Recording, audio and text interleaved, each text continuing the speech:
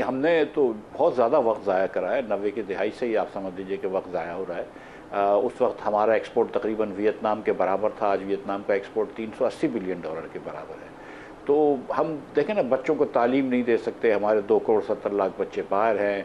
हम सेहत नहीं दे सकते, हम बेसिक सर्विसेज पानी नहीं पहुंचा सकते, बिजली हमारी सबसे महंगी है, एक्सपोर्ट्स के टैक्सेस हमारे सबसे ज़्यादा हैं। शायद मेरे ख्याल से खत्ते में तो खैर ज़्यादा है, मुल्क दुनिया में शायद एक्सपोर्ट्स के ऊपर जो इनकम के ऊपर टैक्स है वो हमारी मुल्क में ज़्यादा तरीन हो।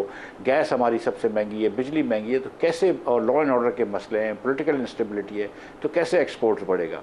हम ये बेसिक जब तक काम नहीं करते, हमारी मुल्क के गवर्नेंस जो है वो डिसफंक्शनल है। जब तक हम लोकल गवर्नमेंट्स को एम्पावर नहीं करते जिससे तालीम और सेहत हो, जब तक हम बिजली सस्ती नहीं करते, निजकारी नहीं करते, जब तक हम ये गलत फ़ैसले करना छोड़ ना दें जिसमें महंगी बिजली लगाना और दीगर जो काम है, ये जब तक हम चीज़ें नहीं करेंगे तो हम कैसे तरफ जाएंगे।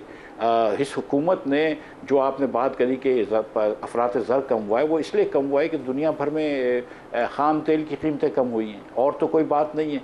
इस हुकूमत ने 1 साल के अंदर एक कदम एक चीज़ का नहीं उठाया माशी पॉलिसी में कि जिससे माशी इस्तेकाम आ सके, या जिसकी वजह से हम ग्रोथ की तरफ जा चुके हैं, माँ सिवाय IMF के प्रोग्राम साइन करने पे।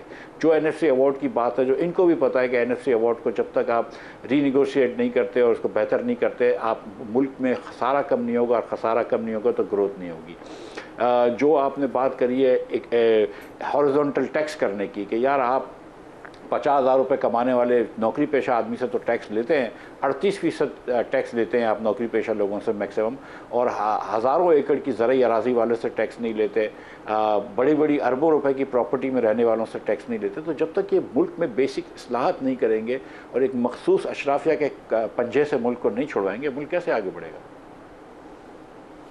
सर, लेकिन अभी इंटरनेशनल मार्केट में आपने तेल की कीमतों में कमी का बताया है, जितनी कमी आके लोगों को फ़ायदा मिलना चाहिए था, बिजली की कीमत भी उससे कम हो जाती। हमने उसके ऊपर 10 रुपये टैक्स और बढ़ा लिया, अपनी लेवी उधर से ले लिया, दूसरे टैक्स नहीं इकट्ठे कर सके। ये आसान तरीका था, इधर और टैक्स लगा लिया। तो इस तरीके से तो हम बेहतरी नहीं ला सकते। देखिए ना, वो इसलिए किया था कि हुकूमत कह रही थी कि आपके ऊपर जो 10 रुपये पेट्रोल और 10 रुपये डीजल के ऊपर टैक्स लगाया, जिस पर तकरीबन 17 अरब रुपया हुकूमत को मिलता है, यानी कि 200 अरब रुपए की आवाम की जेब से निकल के हुकूमत को जाएगा। हमने ये सुना था कि 23 मार्च को शहबाज शरीफ साहब बड़ा ऐलान करेंगे कि जिसके तहत वो कहेंगे कि हमने बिजली सस्ती कर दी, चलो आपके ऊपर टैक्स लगा के तो वो सस्ती कर दी। वो भी नहीं हुआ। आपने टैक्स ले लिया, बिजली सस्ती नहीं करी। आपने IPPs के कुछ कॉन्ट्रैक्ट ख़त्म किए थे, बोला 1.5 रुपया बचेगा, वो बिजली सस्ती नहीं हुई।